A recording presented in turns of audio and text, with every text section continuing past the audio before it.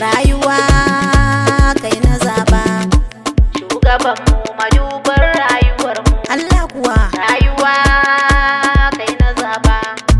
ya rasu lallai banka lallai, shi nake bin ka ba zan bari ba. Ganna basiniya hajja matar Sharif Lawan, kamata suna ta buɗa suna ta rausayawa sama. Kai Ai an gama komai, annabi yayi mana gata, Anwar mazan mu da mata mun zo dan sanadinka, da girma da isarka, domin shi aka yi ka.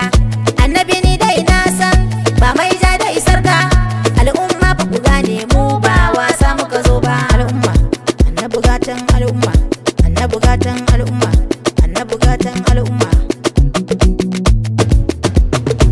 Ni dai ai na riki begen manzo shine lamarina, idan har an yaban bana nan an sha da rabona. kai Babban rabo ne yaban ka babban rabo ne, ne mana.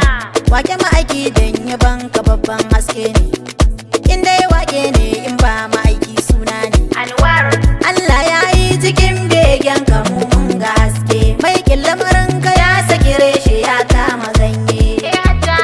Fiyayye fiyayye fiyayye fiyayye fiyayye fiyayye, yaban ka ya cika duniya kowa fiyayye. Fiyayye fiyayye mi ta yaban sa fiyayye, fiyayye ya cika duniya kowa fiyayye. Kai ne kadai ka san Allah, begen ka zanayi in yi yaban ka in rausaya mai ali zaki. Anwar Anwar Danka aka yi mu ai, danka aka gan mu ai, danka aka ba mu ai, danka muka samu.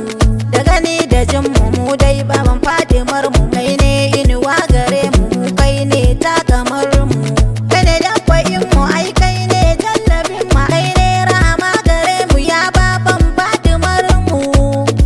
Fatima ya sirrin mahaifi, Fatima ke nake wake, sirrin kuɗi da